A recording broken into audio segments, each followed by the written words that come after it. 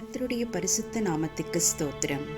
இன்றைக்கான வேத வசனம், கர்த்தருக்கு பயந்து அவர் வழிகளில் நடக்கிறவன் எவனோ அவன் பாக்கியவான். சங்கீதம் 128:1.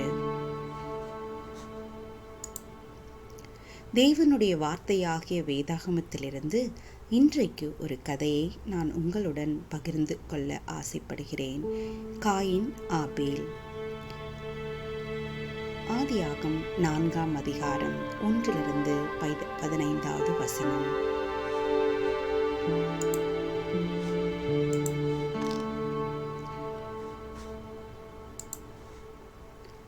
ஆதாம் தன் மனைவியாகிய ஏவாளை அறிந்திருந்தான். அவள் கர்ப்பவதியாகி காயினை பெற்று கர்த்தரால் ஒரு மனுஷனை பெற்றேன் என்றாள். பின்பு அவனுடைய சகோதரனாகிய ஆபேலை பெற்றாள். ஆபேல் ஆடுகளை மேய்க்கிறவனானான். காயின் நிலத்தை பயிரிடுகிறவனானான். சில நாள் சென்ற பின்பு காயின் நிலத்தின் கனிகளை கர்த்தருக்கு காணிக்கையாக கொண்டு வந்தான். ஆபேலும் தன் மந்தையின் தலையீற்றுகளிலும் அவைகளில் கொழுமையானவைகளிலும் சிலவற்றை கொண்டு வந்தான். ஆபேலையும் அவன் காணிக்கையும் கர்த்தர் அங்கீகரித்தார். காயினையும் அவன் காணிக்கையும் அவர் அங்கீகரிக்கவில்லை. அப்பொழுது காயினுக்கு மிகவும் எரிச்சல் உண்டாகி அவன் முகநாடி வேறுபட்டது. அப்பொழுது கர்த்தர் காயினை நோக்கி, உனக்கு ஏன் எரிச்சல் உண்டாயிற்று? உன் முகநாடி ஏன் வேறுபட்டது என்று கேட்டார். நீ நன்மை செய்தால் மேன்மை இல்லையோ?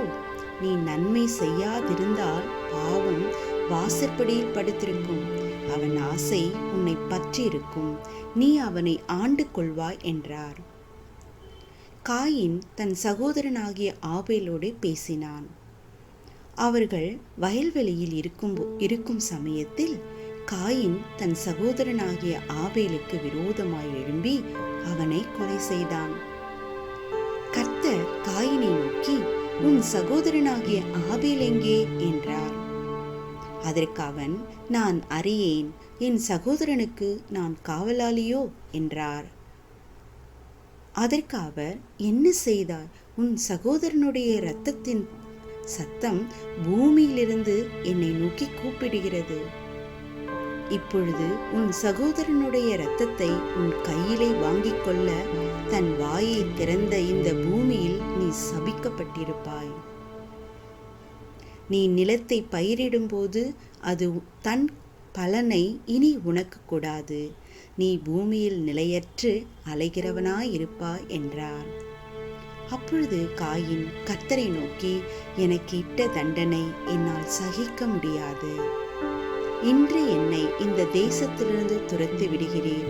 நான் உமது சமூகத்துக்கு விலகி மறைந்து பூமியின் நிலையற்று அலைகிறவனாயிருப்பேன். என்னை கண்டுபிடிக்கிறவன் எவனும் என்னை கொன்று போடுவானே என்றான்.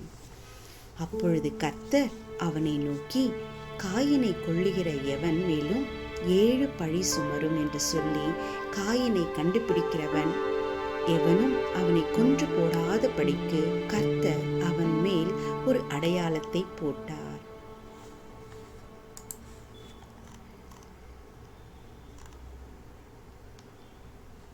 ஆபேலுடைய பலிகள் நம்பிக்கையின் வெளிப்பாடாகவும் நேர்மையாளனின் காணிக்கையாகவும் இருந்தன என்பதை இதிலிருந்து நாம் கற்றுக்கொள்ளும் பாடமாகும். ஆம் பிரியமானவர்களே, நம் சகோதர சகோதரிகளிடம் சினம் கொள்ளுகிறவர்கள் தண்டனைக்கு தீர்ப்புக்கு ஆளாவார்கள்.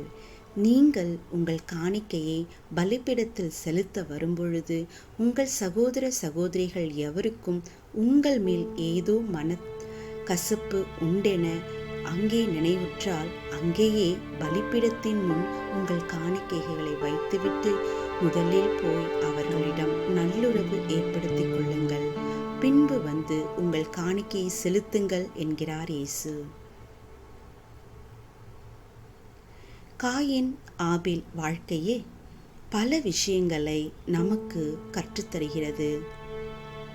இயேசுவுக்கு காணிக்கைகளில் அளவு முக்கியமல்ல, எந்த மனநிலையில் கொடுக்கிறோம் என்பதே முக்கியம்.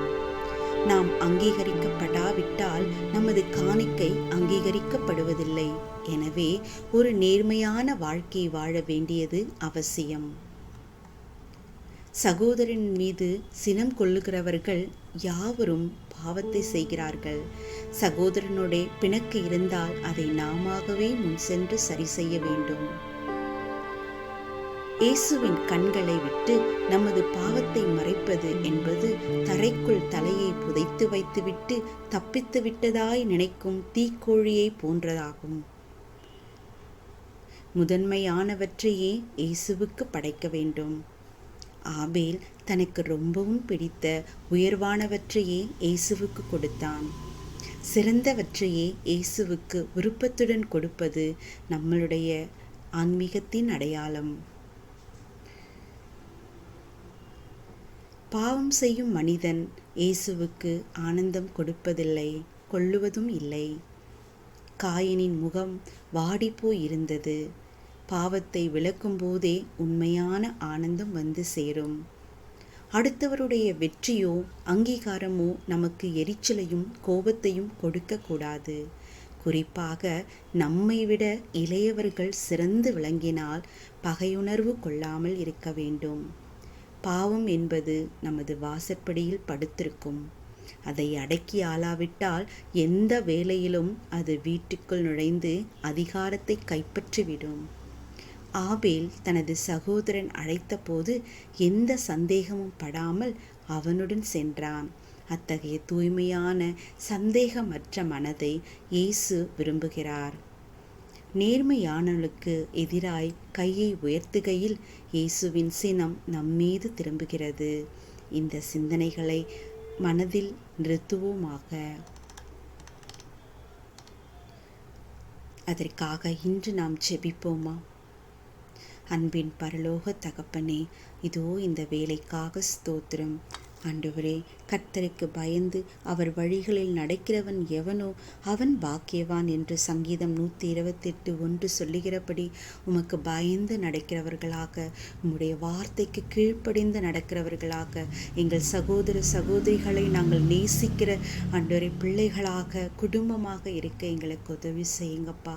அந்த கிருபை எங்களுக்கு அதிகமாக தாங்க ஆண்டவரே ராஜா. ஏசப்பா, நாங்கள் ஒரு பொழுதும் ஒருத்தரையும் நாங்கள் ஆண்டவரே ராஜா வெறுக்காதபடிக்கு அப்பா உண்மையான அன்பை நாங்கள் கொண்டு நேசிக்கத்தக்கதான கிருபை எங்களுக்கு பாராட்டுங்க. உம்முடைய சிலுவையின் அன்பை எங்கள் உள்ளத்தில் ஊற்றுங்கப்பா. எல்லா கசப்புகளையும் இன்று எங்கள் உள்ளத்திலிருந்து எடுத்து போடுங்க. எங்கள் சகோதரர்களுக்கு விரோதமாக நாங்கள் பாவம் செய்யாத படிக்கிறாச்சா ஆண்டவரே, உமது வசனத்துக்கு நாங்கள் கீழ்ப்படிந்து பயந்து வாழ எங்களை ஒப்பு கொடுக்கிறோம். எங்கள் குறைவுகளை மன்னிங்க. இயேசுவின் நாமத்தில் ஜெபிக்கிறேன் நல்ல பிதாவே, ஆமீன்.